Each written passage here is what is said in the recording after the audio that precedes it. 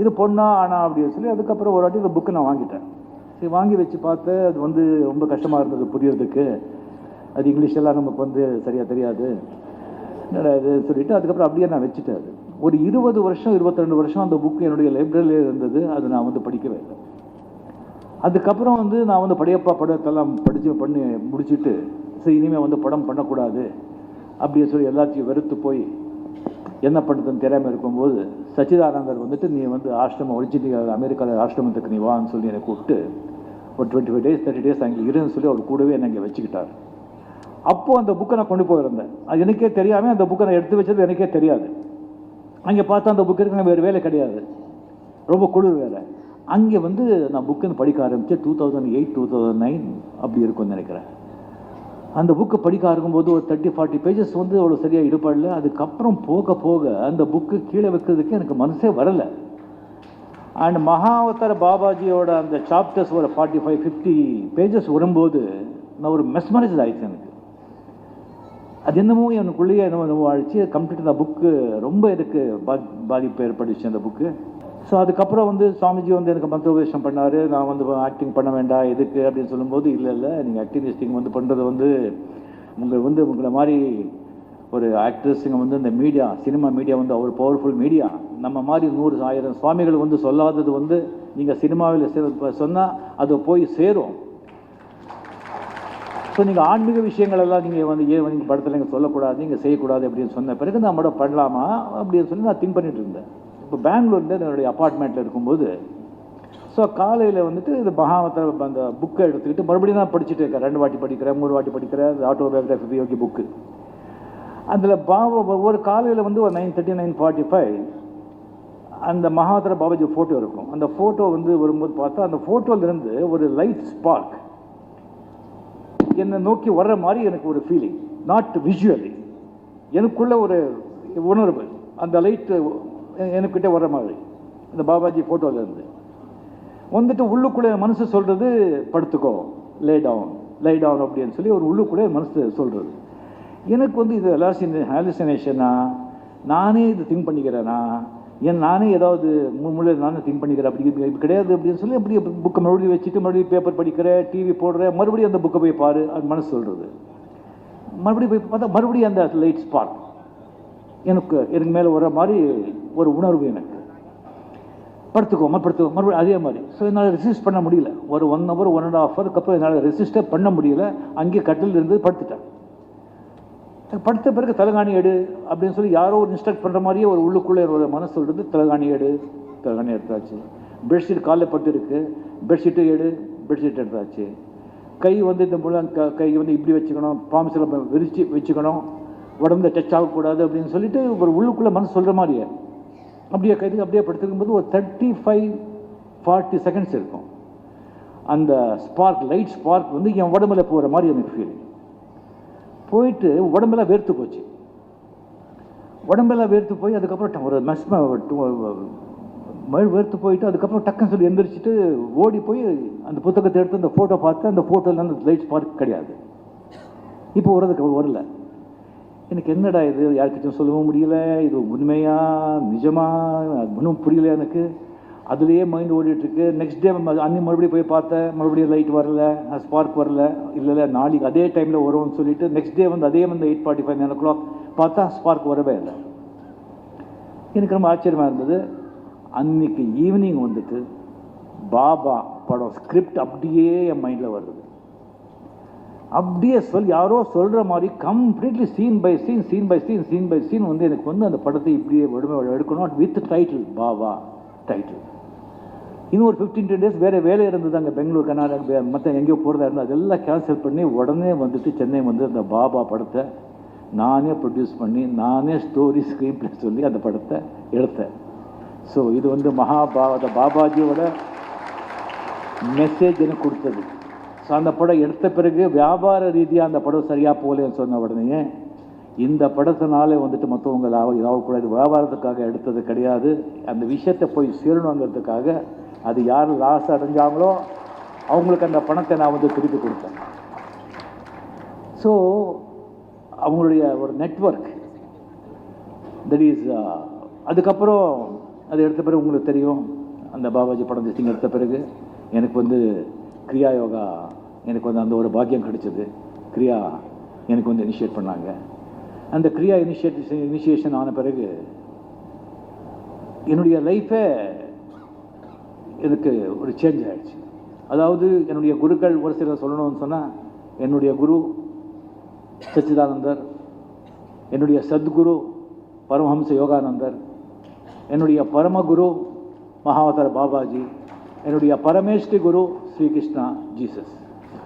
This is the order. இந்த கிரியா யோகா அப்படிங்கிறது இது சாதாரணது இல்லை. இப்போ எல்லாம் வந்து இப்போ உங்களுக்கு தெரியும், எத்தனை பேர் நம்ம வந்து கேட்காததே கிடையாது. எல்லாம் நல்லது செய்யணும், நல்லது பண்ணணும், எது கேட்டது எது நல்லது எல்லாமே நமக்கு தெரியும்.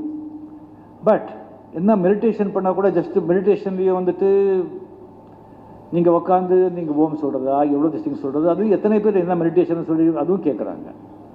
சரி, எல்லாத்துக்கும் ஒரு டெக்னிக் இருக்குது.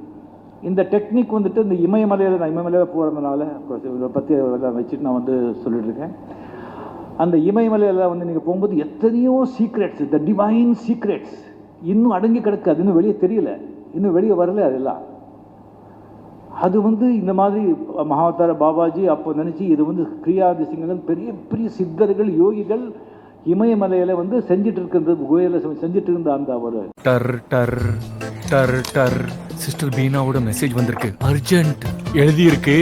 என் குழந்தையோட பெரிய சித்தர்கள் யோகிகள் இமயமலையில் வந்து செஞ்சுட்டு இருக்கிறது, குகையில் செஞ்சுட்டு இருந்த அந்த ஒரு டெக்னிக். அதை ஈவன் ஜனங்க மத்தியிலையும் சர்வ சாதாரண சம்சாரிகளுக்கும் சாதாரண மனுஷங்களுக்கும் அது போய் சேரணுங்கிறதுக்காகவே மகாவதார பாபாஜி வந்து அது லஹரி மகர்ஷி ஒரு சம்சாரி, அவர்கிட்ட வந்துட்டு இதை போய் அவர் சொல்லிட்டு இது எல்லாருக்கும் போய் சேரணும்னு சொல்லி சொன்ன டெக்னிக், மெடிடேஷன் டெக்னிக்.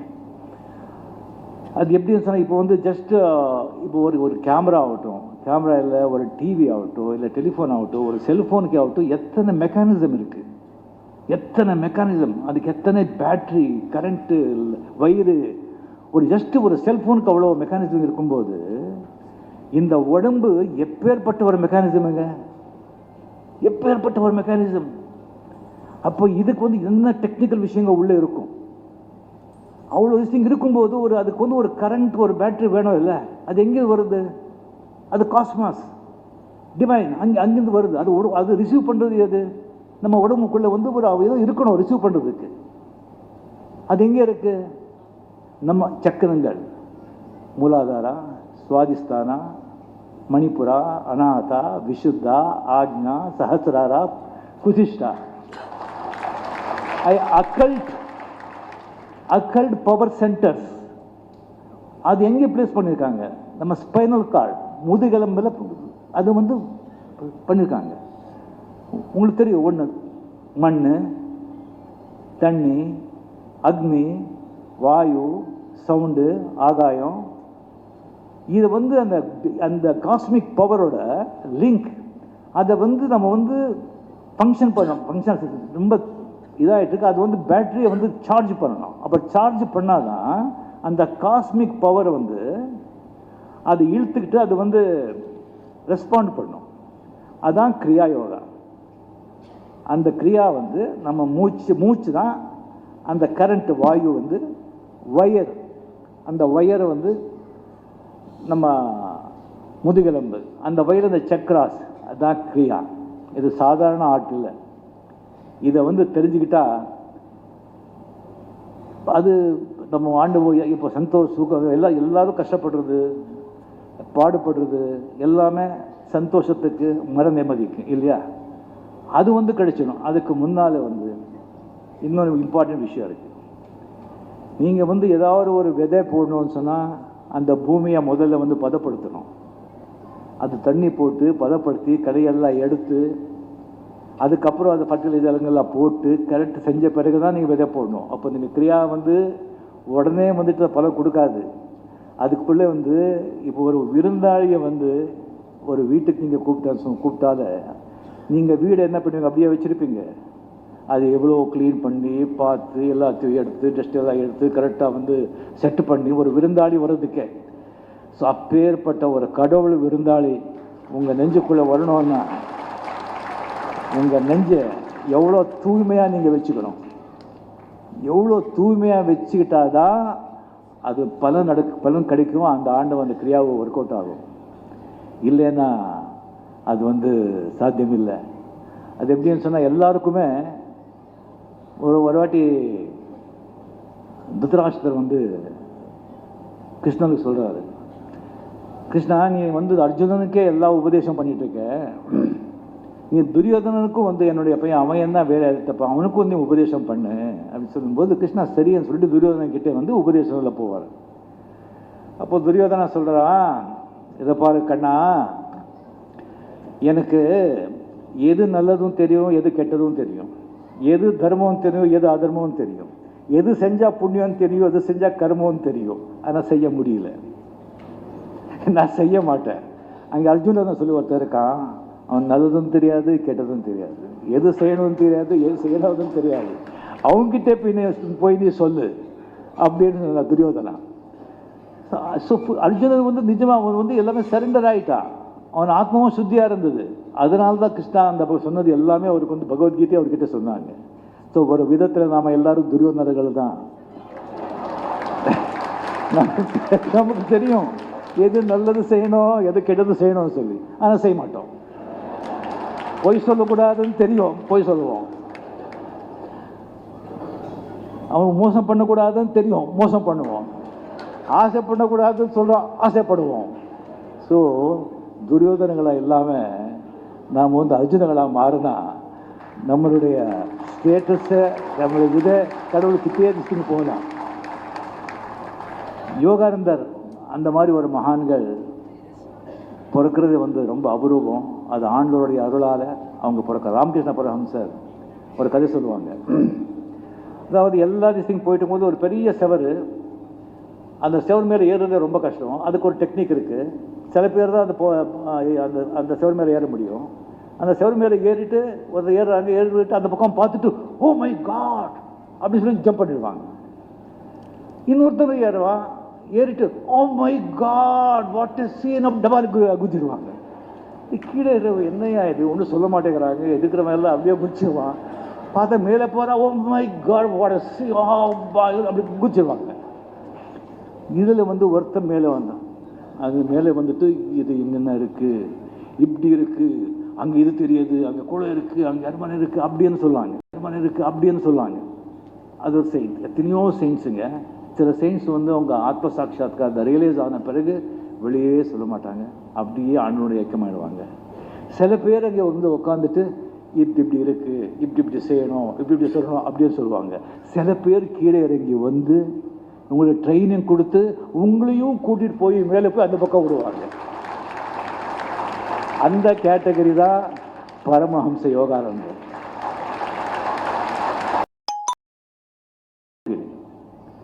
போயிட்டு உடம்பெல்லாம் வேர்த்து போச்சு. உடம்பெல்லாம் வேர்த்து போய் அதுக்கப்புறம் ஒரு வேர்த்து போயிட்டு அதுக்கப்புறம் டக்குன்னு சொல்லி எந்திரிச்சிட்டு ஓடி போய் அந்த புத்தகத்தை எடுத்து அந்த ஃபோட்டோ பார்த்து அந்த ஃபோட்டோவில் அந்த லைட் ஸ்பார்க் கிடையாது. இப்போ வரல. எனக்கு என்னடா இது, யார்கிட்டையும் சொல்லவும் முடியல, இது உண்மையாக நிஜமாக ஒன்றும் புரியல எனக்கு.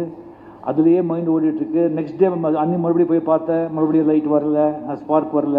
இல்லை நாளைக்கு அதே டைமில் வரும்னு சொல்லிட்டு நெக்ஸ்ட் டே அதே 8:45 9 o'clock பார்த்தா ஸ்பார்க் வரவே இல்லை. எனக்கு ரொம்ப ஆச்சரியமாக இருந்தது. அன்னைக்கு ஈவினிங் பாபா படம் ஸ்கிரிப்ட் அப்படியே என் மைண்டில் வருது. அப்படியே யாரோ சொல்கிற மாதிரி கம்ப்ளீட்லி சீன் பை சீன் எனக்கு அந்த படத்தை இப்படியே எடுக்கணும் with title, Baba title.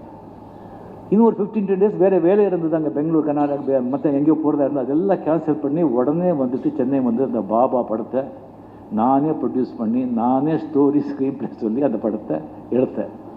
So இது பாபாஜியோட மெசேஜ் எனக்கு கொடுத்தது. ஸோ அந்த படம் எடுத்த பிறகு வியாபார ரீதியாக அந்த படம் சரியாக போகலன்னு சொன்ன உடனே இந்த படத்தினாலே மற்றவங்க லாபக்கூடாது, வியாபாரத்துக்காக எடுத்தது கிடையாது, அந்த விஷயத்தை போய் சேரணுங்கிறதுக்காக அது யார் லாஸ் அடைஞ்சாங்களோ அவங்களுக்கு அந்த பணத்தை நான் திருப்பி கொடுத்தேன். ஸோ அவங்களுடைய ஒரு நெட்வொர்க் தட் இஸ் அதுக்கப்புறம் அது எடுத்த பிறகு உங்களுக்கு தெரியும், அந்த பாபாஜி படம் திசிங் எடுத்த பிறகு எனக்கு வந்து கிரியா யோகா எனக்கு வந்து அந்த ஒரு பாக்கியம் கிடைச்சது. கிரியா எனக்கு வந்து இனிஷியேட் பண்ணாங்க. அந்த கிரியா இனிஷியேஷன் ஆன பிறகு என்னுடைய லைஃபே எனக்கு ஒரு சேஞ்ச் ஆகிடுச்சு. அதாவது என்னுடைய குருக்கள் ஒரு சிலர் சொல்லணும்னு சொன்னால், என்னுடைய குரு சச்சிதானந்தர், என்னுடைய சத்குரு பரமஹம்ச யோகானந்தர், என்னுடைய பரமகுரு மகாவதார பாபாஜி, என்னுடைய பரமேஷ்டி குரு Sri Krishna Jesus. This is the order. இந்த கிரியா யோகா அப்படிங்கிறது இது சாதாரணது இல்லை. இப்போ எல்லாம் வந்து இப்போ உங்களுக்கு தெரியும், எத்தனை பேர் நம்ம வந்து கேட்காததே கிடையாது. எல்லாம் நல்லது செய்யணும், நல்லது பண்ணணும், எது கேட்டது எது நல்லது எல்லாமே நமக்கு தெரியும். பட் என்ன மெடிடேஷன் பண்ணால் கூட ஜஸ்ட் மெடிடேஷன்லேயே வந்துட்டு நீங்கள் உட்காந்து நீங்கள் ஓம் சொல்கிறதா எவ்வளோ திஸ்டிங் சொல்கிறது, அது எத்தனை பேர் என்ன மெடிடேஷன் சொல்லி அதுவும் கேட்குறாங்க. சரி, எல்லாத்துக்கும் ஒரு டெக்னிக் இருக்குது. இந்த டெக்னிக் வந்துட்டு இந்த இமயமலையில் போகிறதுனால பற்றி எல்லாம் வச்சுட்டு நான் வந்து சொல்லிட்டுருக்கேன். அந்த இமயமலையில் வந்து நீங்கள் போகும்போது எத்தனையோ சீக்ரெட்ஸ், த டிவைன் சீக்ரெட்ஸ் இன்னும் அடங்கி கிடக்காது, இன்னும் வெளியே தெரியல, இன்னும் வெளியே வரல. அதெல்லாம் அது வந்து இந்த மாதிரி மகாவதார பாபாஜி அப்போ நினச்சி இது வந்து கிரியா திசிங்கள் பெரிய பெரிய சித்தர்கள் யோகிகள் இமயமலையில் வந்து செஞ்சுட்டு இருக்கிறது, கோயிலில் செஞ்சுட்டு இருந்த அந்த ஒரு டெக்னிக் அதை ஈவன் ஜனங்க மத்தியிலையும் சர்வ சாதாரண சம்சாரிகளுக்கும் சாதாரண மனுஷங்களுக்கும் அது போய் சேரணுங்கிறதுக்காகவே மகாவதார பாபாஜி வந்து அது லஹரி மகர்ஷி ஒரு சம்சாரி, அவர்கிட்ட வந்துட்டு இதை போய் அவர் சொல்லிட்டு இது எல்லாருக்கும் போய் சேரணும்னு சொல்லி சொன்ன டெக்னிக், மெடிடேஷன் டெக்னிக். அது எப்படின்னு சொன்னால், இப்போ வந்து ஜஸ்ட் இப்போ ஒரு கேமரா ஆகட்டும், கேமரா இல்லை ஒரு டிவி ஆகட்டும், இல்லை டெலிஃபோன் ஆகட்டும், ஒரு செல்ஃபோனுக்கு ஆகட்டும், எத்தனை மெக்கானிசம் இருக்குது, எத்தனை மெக்கானிசம், அதுக்கு எத்தனை பேட்ரி, கரண்ட்டு, வயிறு, ஒரு ஜஸ்ட் ஒரு செல்ஃபோனுக்கு அவ்வளோ மெக்கானிசம் இருக்கும்போது இந்த உடம்பு எப்பேற்பட்ட ஒரு மெக்கானிசமுங்க, எப்பேற்பட்ட ஒரு மெக்கானிசம். அப்போ இதுக்கு வந்து என்ன டெக்னிக்கல் விஷயங்கள் உள்ளே இருக்கும். அவ்வளோ விஷயம் இருக்கும்போது அதுக்கு வந்து ஒரு கரண்ட், ஒரு பேட்ரி வேணும் இல்லை, அது எங்கே வருது? அது காஸ்மாஸ், டிவைன், அங்கேருந்து வருது. அது ரிசீவ் பண்ணுறது எது? நம்ம உடம்புக்குள்ளே வந்து ஒரு ஏதோ இருக்கணும் ரிசீவ் பண்ணுறதுக்கு. அது எங்கே இருக்கு? நம்ம சக்கரங்கள், மூலாதாரா, சுவாதிஸ்தானா, மணிப்புரா, அநாதா, விசுத்தா, ஆக்ஞா, சஹசிராரா, குசிஷ்டா, அக்கல்ட் பவர் சென்டர்ஸ். அது எங்கே பிளேஸ் பண்ணியிருக்காங்க? நம்ம ஸ்பைனல் கார்டு, முதுகெலும்பில் அது வந்து பண்ணியிருக்காங்க. உங்களுக்கு தெரியும், ஒன்று மண், தண்ணி, அக்னி, வாயு, சவுண்டு, ஆகாயம். இதை வந்து அந்த காஸ்மிக் பவரோட லிங்க், அதை வந்து நம்ம வந்து ஃபங்க்ஷன் ரொம்ப இதாகிட்டு இருக்கு. அது வந்து பேட்டரியை வந்து சார்ஜ் பண்ணணும். அப்போ சார்ஜ் பண்ணாதான் அந்த காஸ்மிக் பவரை வந்து அது இழுத்துக்கிட்டு அது வந்து ரெஸ்பாண்ட் பண்ணும். அதான் கிரியா யோகா. அந்த கிரியா வந்து நம்ம மூச்சு தான் அந்த கரண்ட், வாயு வந்து வயர், அந்த வயரை வந்து நம்ம முதுகெலும்பு, அந்த வயர், அந்த சக்ராஸ், அதுதான் கிரியா. இது சாதாரண ஆர்ட் இல்லை. இதை வந்து தெரிஞ்சுக்கிட்டா அது நம்ம ஆண்டு இப்போ சந்தோஷ், சுகம், எல்லாரும் கஷ்டப்படுறது, பாடுபடுறது எல்லாமே சந்தோஷத்துக்கு, மன நிம்மதிக்கு இல்லையா? அது வந்து கிடைச்சிடும். அதுக்கு முன்னால் வந்து இன்னொரு இம்பார்ட்டன்ட் விஷயம் இருக்குது. நீங்கள் வந்து ஏதாவது ஒரு விதை போடணும்னு சொன்னால் அந்த பூமியை முதல்ல வந்து பதப்படுத்தணும். அது தண்ணி போட்டு பதப்படுத்தி கடையெல்லாம் எடுத்து அதுக்கப்புறம் அந்த ஃபர்டிலைசர்கள்லாம் போட்டு கரெக்ட் செஞ்ச பிறகு தான் நீங்கள் விதை போடணும். அப்போ நீங்கள் கிரியா வந்து உடனே வந்துட்டு பலம் கொடுக்காது. அதுக்குள்ளே வந்து இப்போ ஒரு விருந்தாளியை வந்து ஒரு வீட்டுக்கு நீங்கள் கூப்பிட்டால நீங்கள் வீடு என்ன பண்ணுவீங்க? அப்படியே வச்சுருப்பீங்க. அது எவ்வளோ க்ளீன் பண்ணி பார்த்து எல்லாத்தையும் எடுத்து டஸ்ட் எல்லாம் எடுத்து கரெக்டாக வந்து செட்டு பண்ணி ஒரு விருந்தாளி வர்றதுக்கே. ஸோ அப்பேற்பட்ட ஒரு கடவுள் விருந்தாளி உங்கள் நெஞ்சுக்குள்ளே வரணும்னா உங்கள் நெஞ்சை எவ்வளோ தூய்மையாக நீங்கள் வச்சுக்கணும். எவ்வளோ தூய்மையாக வச்சுக்கிட்டாதான் அது பலன் கிடைக்கும். அந்த ஆண்டு அந்த கிரியாவை ஒர்க் அவுட் ஆகும். இல்லைன்னா அது சாத்தியமில்லை. இல்லைன்னா அது சாத்தியமில்லை. அது எப்படின்னு சொன்னால் எல்லாருக்குமே ஒரு வாட்டி திருதராஷ்டிரர் கிருஷ்ணனுக்கு சொல்கிறாரு, கிருஷ்ணா நீ அர்ஜுனனுக்கே எல்லா உபதேசம் பண்ணிட்டு இருக்க, நீ துரியோதனனுக்கும் என்னுடைய பையன் அவன் என்ன வேலை தப்ப அவனுக்கும் நீ உபதேசம் பண்ணு அப்படின்னு சொல்லும்போது கிருஷ்ணா சரின்னு சொல்லிட்டு துரியோதனன் கிட்டே உபதேசத்தில் போவார். அப்போ துரியோதனா சொல்கிறான், இதை பாரு கண்ணா, எனக்கு எது நல்லதும் தெரியும், எது கெட்டதும் தெரியும், எது தர்மம் தெரியும், எது அதர்மம் தெரியும், எது செஞ்சால் புண்ணியம் தெரியும், எது செஞ்சால் கர்மம் தெரியும். ஆனால் செய்ய முடியல, நான் செய்ய மாட்டேன். அங்கே அர்ஜுனன் சொல்லி ஒருத்தர் இருக்கான், அவன் நல்லதும் தெரியாது கெட்டதும் தெரியாது, எது செய்யணும்னு தெரியாது, எது செய்யணும்னு தெரியாது, அவங்ககிட்ட போய் நீ சொல்லு அப்படின்னு துரியோதனா. ஸோ அர்ஜுனன் நிஜமாக அவன் எல்லாமே சரண்டர் ஆகிட்டான். அவன் ஆத்மாவும் சுத்தியாக இருந்தது. அதனால தான் கிருஷ்ணா அந்த சொன்னது எல்லாமே அவருக்கு பகவத்கீதை அவர்கிட்ட சொன்னாங்க. ஸோ ஒரு விதத்தில் நாம் எல்லாரும் துரியோதனர்கள் தான். நமக்கு தெரியும் எது நல்லது செய்யணும், எது கெட்டது செய்யணும்னு சொல்லி, ஆனால் செய்ய மாட்டோம். பொய் சொல்லக்கூடாதுன்னு தெரியும், பொய் சொல்லுவோம். அவன் மோசம் பண்ணக்கூடாதுன்னு தெரியும், மோசம் பண்ணுவோம். ஆசை பண்ணக்கூடாதுன்னு சொல்கிறோம், ஆசைப்படுவோம். ஸோ துரியோதனங்களாக இல்லாமல் நாம் அர்ஜுனங்களாக மாறினா நம்மளுடைய ஸ்டேட்டஸை நம்மளுடைய கடவுளுக்கிட்டே திசைன்னு போகலாம். யோகானந்தர் அந்த மாதிரி ஒரு மகான்கள் பிறக்கிறது ரொம்ப அபூர்வம். அது ஆண்டவருடைய அருளால் அவங்க பிறக்க. ராமகிருஷ்ண பரமஹம்சர் ஒரு கதை சொல்லுவாங்க. அதாவது எல்லா திசையும் போயிட்டு போது ஒரு பெரிய செவரு, அந்த செவர் மேலே ஏறுறதே ரொம்ப கஷ்டம். அதுக்கு ஒரு டெக்னிக் இருக்குது. சில பேர் தான் அந்த செவர் மேலே ஏற முடியும். அந்த செவர் மேலே ஏறிட்டு ஒரு ஏறுறாங்க, ஏறிட்டு அந்த பக்கம் பார்த்துட்டு ஓ மை காட் அப்படின்னு சொல்லி ஜம்ப் பண்ணிடுவாங்க. இன்னொருத்தர் ஏறுவான், ஏறிட்டு oh my god what is scene up டபால் குதிடுவாங்க.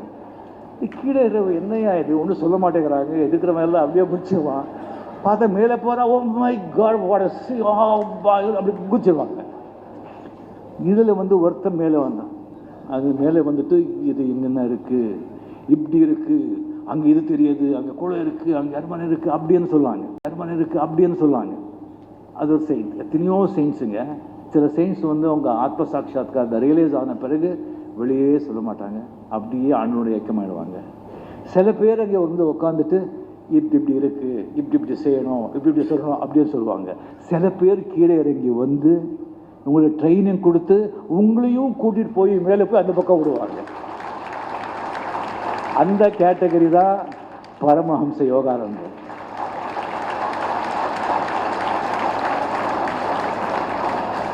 இந்த புக்கை ரிலீஸ் பண்ணணும்னு சொல்லிட்டு எனக்கு சொன்னாங்க. இது வரைக்கும் நான் ஏதாவது ஒரு விழாவுக்கு போயிட்டு அங்கேயே ஏதாவது ஒரு புத்தகம் நான் வெளியிட்டிருக்கேன் வழியே, ஒரு புத்தக வெளியீட்டு விழான்னு சொல்லி ஒரு புத்தகத்தை வெளியிட்டது இது வரைக்கும் நான் கிடையாது. இதுதான் என் வாழ்க்கையில் முதல் புத்தகம். இந்த ஒரு ஆன்மீக புத்தகம். எனக்கு ஒரு பழக்கம் இருக்குது, ஒரு புத்தகத்தை எடுத்துட்டா அதில் நல்ல விஷயங்கள் இருந்தால் அதை பென் எடுத்து நோட் பண்ணுறது, பேஜ் எடுத்து நோட் பண்ணுறது. இந்த புத்தகம் எனக்கு ஜஸ்ட் ஒரு 10 days 15 days பிஃபோர் கொடுத்தாங்க. ஷூட்டிங் இருக்கும்போது டைம் இருந்தது. சரி பேனா எடுத்துகிட்டு பார்த்தேன், ஒரு பேஜில் பார்த்தேன், ஒரு பேஜில் 4-5 பாயிண்ட் இருந்தது, நல்ல பாயிண்ட்ஸு. இன்னொரு பேஜில் பார்த்தா இன்னொரு 7-8 பாயிண்ட் இருந்தது. இன்னொரு பேஜ் பார்த்தா எல்லாமே நல்லா இருக்குது. பார்த்தா எல்லா பேஜும் நோட் பண்ண வேண்டியிருக்கு. ஸோ அப்படியே நான் வச்சுட்டேன் நான். ஸோ இந்த மாதிரி ஒரு அருமையான ஒரு புத்தகத்தை வெளியிடுறதுக்கு எனக்கு இந்த பாக்கியத்தை கொடுத்த சுவாமிஜிகளுக்கு என்னுடைய மனமார்ந்த நன்றியை தெரிவித்துக்கொண்டு, நான் சொன்ன மாதிரி இது சாதாரண விஷயம் இல்லை. அவ்வளோ பெரிய வாய்ப்பு உங்களுக்கு எல்லாம் கிடச்சிருக்கு. அதோடைய பயன் நீங்கள் அடையணும். அந்த ஆண்டவன், அந்த குருகளுடைய அனுகிரகம் உங்கள் மேலே எல்லாரும் இருக்கணும். நிம்மதியாக சந்தோஷமாக அந்த நீங்கள் ஆத்மாவை உணர்ந்து அந்த பரமாத்மாவோட இணையணும். அந்த தெய்வீக காதல் சுவாமிஜி மிக அழகாக பேசினார். அந்த தெய்வீக காதல், அந்த காதல் என்பது ஒருத்தருக்கு ஒருத்தருக்கு நடக்கிறது. அது உங்களுக்கும் ஆண்டவனுக்கும் நடக்கிறது. அதுங்க குருகளுக்கிட்ட சொல்ல வேண்டிய அவசியமே இல்லை. நீங்கள் தியானம் பண்ணும்போது உங்களுக்குன்னு சில விஷன்ஸுங்க வரும், சில எக்ஸ்பீரியன்ஸ் ஆகும். அது யார்கிட்டயும் சொல்ல வேண்டாம், குருக்கிட்டே சொல்ல வேண்டாம், உங்கள்கிட்டயே வச்சுக்கிட்டு அது நீங்கள் அனுபவிங்க, நீங்கள் ரசிங்க. அது போக போக செய்ய செய்ய அழுக்காம திகட்டாம அதோடைய ஆனந்தத்தை நீங்கள் அடைவீங்க. அந்த பாபாஜி, அந்த எல்லா குருகளுடைய ஆசீர்வாதம் உங்கள் மேலே இருக்கணும்.